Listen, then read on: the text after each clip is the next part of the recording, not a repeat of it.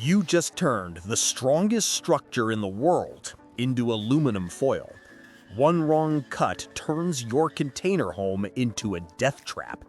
I'm going to show you the one mistake 90% of DIY builders make and why it will crack your foundation. This isn't an exaggeration.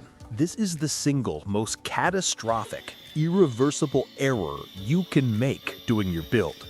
It's the mistake that separates a professional build from a structural failure waiting to happen.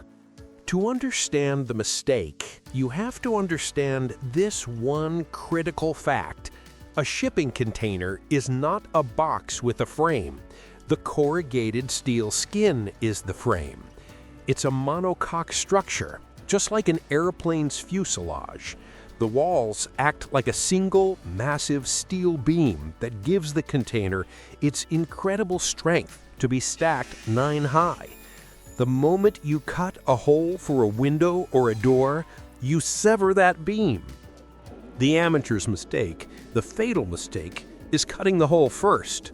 They draw their lines, grab the angle grinder, and remove a massive section of structural steel. Instantly, the load that was being carried by that section has nowhere to go. The container begins to sag under its own weight, putting immense stress on the corner posts and twisting the entire frame. You haven't just cut a hole, you've broken the container's spine. So how does the professional avoid this catastrophe? By following one golden rule. You never remove steel until you have replaced its strength. The solution is to build a new heavy-duty steel frame around the opening before you make the final cut.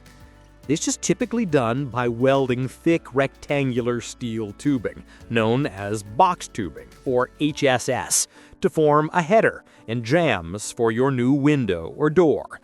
This new frame creates an alternate load path. It gives the forces traveling through the container skin a new reinforced steel highway to follow around the opening that you're about to create. Only after this new beam is fully welded and fused to the container's wall do you cut out the original steel inside it. The structural integrity is never compromised. This brings us to the financial trap, the cheap welder. The reason a welder is cheap is because they take the shortcut. They cut the hole first because it's faster and easier. They might use thinner steel for the frame, or worse, convince you it doesn't need one at all.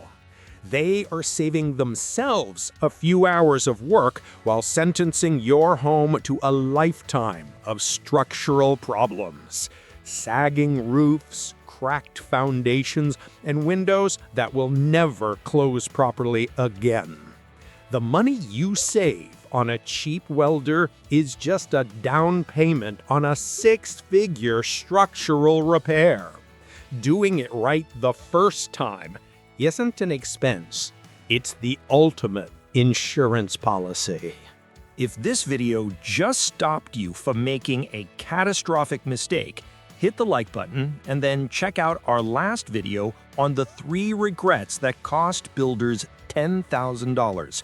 That link is on the screen now.